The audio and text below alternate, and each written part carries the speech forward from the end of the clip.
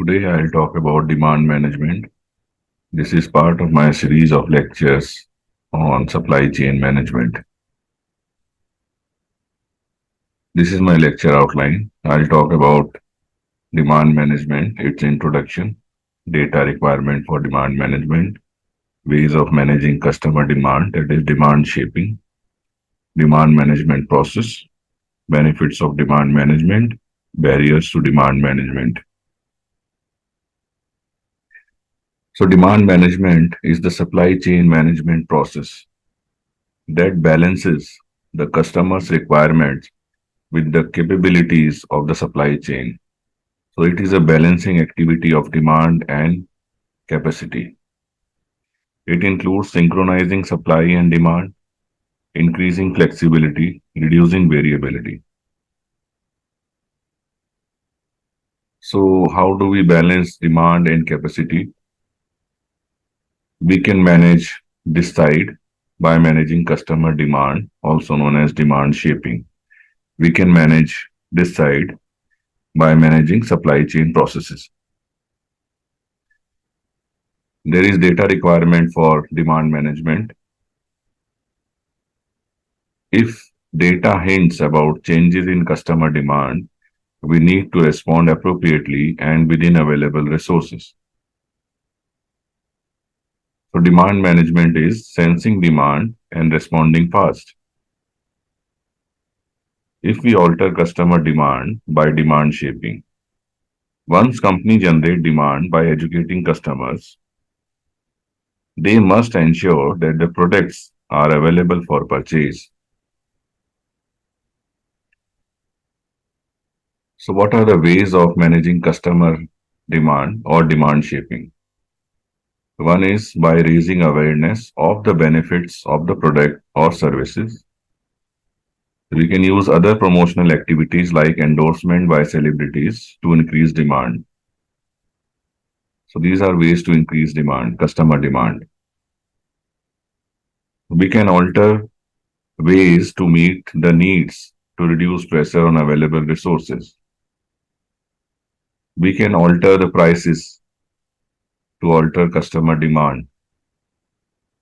And we can reduce demand by these activities by educating customers to limit consumption,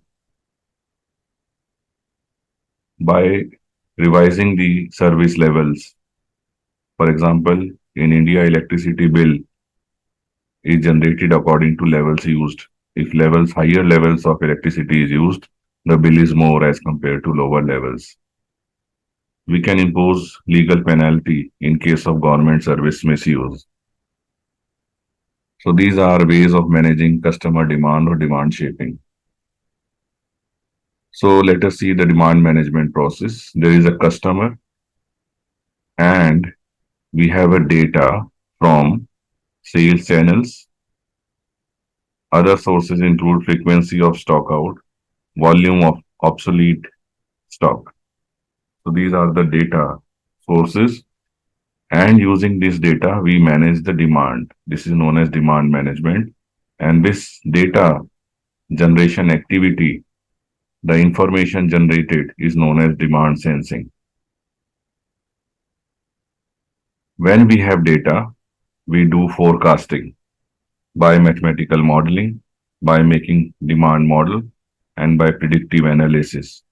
And after we have forecast of future demand, we can do decision making regarding promotional activities, financial planning, and capacity of supply chain.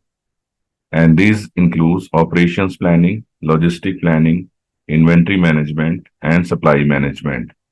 So this is the activity on supply side. We can also do the demand shaping as I have discussed before by altering the prices, by offering incentives or other tactics as I discussed in my previous slides. So this is about demand management process. Then this is a very useful diagram I have taken from this internet site. It describes various activities in demand management, and I already talked about demand sensing. I have talked about demand shaping, and I have talked about making demand model, and these are self-explanatory. So what are the benefits of demand management? We have sufficient inventory levels to meet orders without surplus inventory if we manage demand properly. If we manage demand properly, there is reduction in inventory carrying cost. There is accuracy in scheduling and operations. There is accuracy of marketing expenditure. There is accuracy of headcount, that is human resource management. We can develop new product from the information available, and there is increase in sales force confidence, and there is organizational agility by ability to respond. So what are the barriers to demand management? The barriers include lack of proper expertise, poor or inadequate demand data. As we have seen, data is very important in demand management.